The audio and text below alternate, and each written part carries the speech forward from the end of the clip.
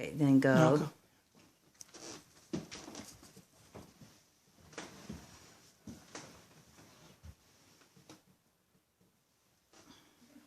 Welcome. Today we will be discussing the seatbelt safety. During this speech, I'm going to give you some visual aids. This is the seatbelt statistics from 1989 to 2003 on seatbelt safety and the crash reports associated with it.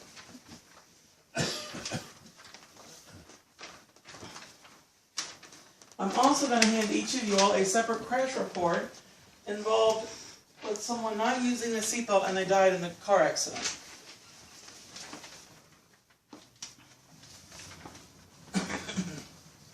And as you can see on there, it says that the safety device was not used. Motor vehicle crashes are a major public health problem.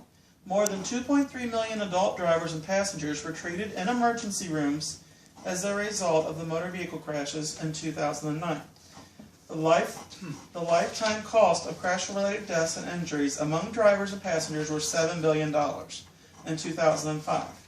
Young adults, age 18 through 24, have the highest crash-related injuries rates of all adults. The impacts of the seatbelts. Seatbelts reduce serious crash results, injuries, by 50%. The airbags provide added protection, but not a substitute for seatbelts. Airbags plus belts provide the greatest protection for all adults. Adults ages 18 through 34 are least likely to wear their seatbelts. Adults older than the age of 34 are more likely to wear theirs. More than 10% are likely to wear their seatbelts. More than 10% men are less likely to wear their seatbelts than the women. Adults who live in rural areas are 10% less likely to wear theirs. And seatbelt use in lower states with secondary enforcement seatbelt laws are more likely to wear their seatbelts. Primary enforcement seatbelt laws make a big difference in getting people to buckle up. When it comes to increasing seatbelt usage, individuals, governments, and health professionals can help promote this. The states can promote this by passing a primary enforcement seatbelt law. Make sure the seatbelts laws apply to everyone in the car, not just those in the front seat. Enforce that fines not wearing the seatbelts are higher, and make sure that police and state troopers enforce all the seatbelts. Healthcare professionals can remind patients about the importance of their seatbelt. Demonstrate a seatbelt for the patient as they put them in their car. Secure a car seat in their car so they can see the child being belted in, as well as wear seatbelts themselves and encourage their colleagues to do the same. Support belt laws are visibly police presence and awareness campaigns for the public.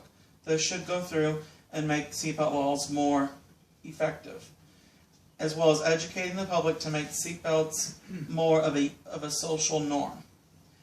Use some good ideas for the passengers and drivers can do is use a seatbelt on every trip, no matter how short it is. Make sure the children are properly buckled up.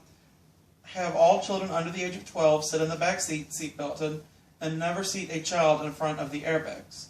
Use a seatbelt on every trip, no matter how short or how long. Encourage everyone in the car to buckle up, including those in the back seat.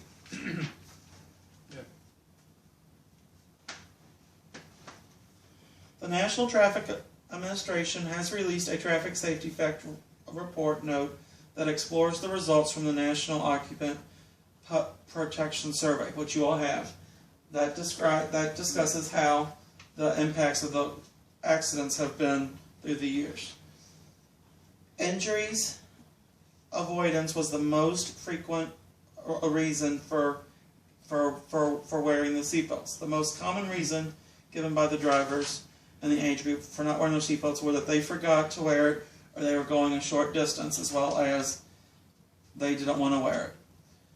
Ejection from the vehicle is one of the most injuries involved that can happen to a person in a crash, in a fatal crash in 2008. 77% of the vehicle occupants were totally ejected from the vehicle and were killed. Very good. My name is Jane.